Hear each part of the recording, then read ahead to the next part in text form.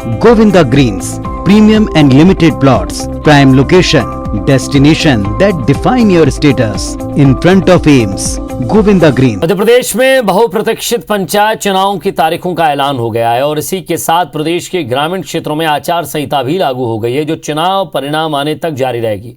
हालांकि ये चुनाव दलीय आधार पर नहीं होता, फिर भी अक्सर पार्टियों के समर्थित उम्मीदवारों के बीच मुकाबला हो रहा है। मध्य प्रदेश में पंचायत चुनाव की तारीखों का ऐलान हो गया है। राज्य निर्वाचन आयोग ने प्रेस कॉन्फ्रेंस कर ये बताया कि पहले चरण में 6 जनवरी 2022 को मतदान होगा, दूसरा चरण 28 जनवरी को होगा, तो तीसरे चरण में 16 फरवरी 2022 को मतदान होगा। पहले चरण में 9 जिले भोपाल, इंदौर, ग्वालियर, निवाड़ी, अलीराजपुर, पन्ना, नरसिंहपुर, हरदा और दतिया में चुनाव होंगे। दूसरे चरण में 7 जिले जबलपुर, बुरहानपुर, सिंगरौली, उमरिया, अनूपपुर, श्योपुर और देवास में वोटिंग होगी।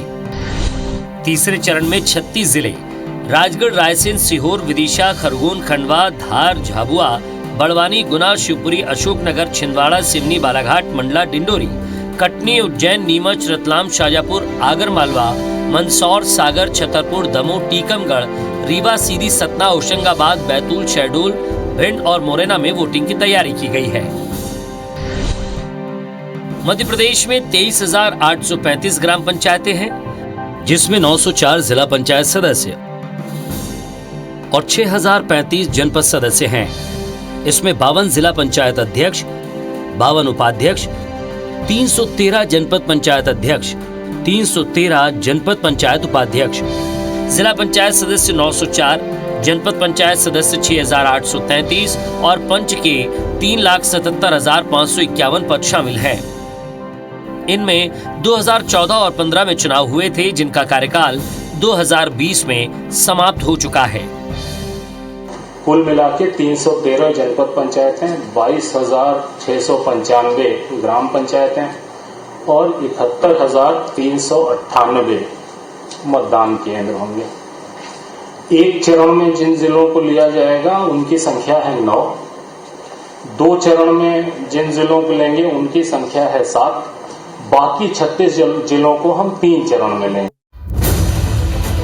पंचायत चुनाव को लेकर बीजेपी का दावा है कि पार्टी 365 दिन चुनावों के लिए तैयार रहती है, जबकि कांग्रेस को साल 2014 के परिसीमन के आधार पर चुनाव कराने को लेकर आपत्ति है और वो इसके खिलाफ कोर्ट जाने की तैयारी में है। कांग्रेस नेता नरेंद्र सलूजा का कहना है कि अगर पंचायत चुनाव कराना चाहते ही हैं तो नए सिरे से परिसीमन करवाएं।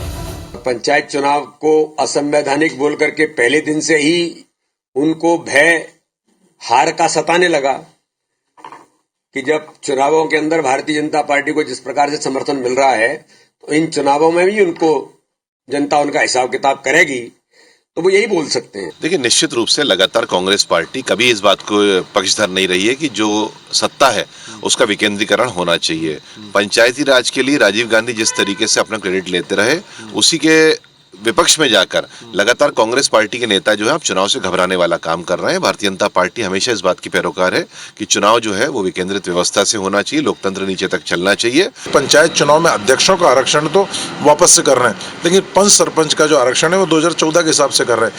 पूरा आरक्षण वापस से होना चाहिए, पूरे जितने भी पद है सबका आरक्षण वापस से होना चाहिए। 2014 के आरक्षण से गलत है, अभी भी हमारी आपत्ति है और अभी भी इसको लेकर विधि विशेषज्ञों से सलाह करेंगे, अगली कार्रवाई करेंगे।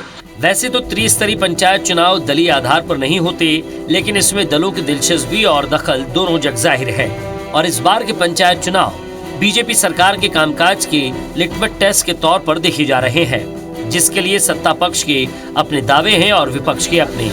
बड़ा सवाल यह है कि इस चुनौती में कौन किस पर कितना भारी पड़ेगा। विवेक पटैया, IBC 24, भोपाल।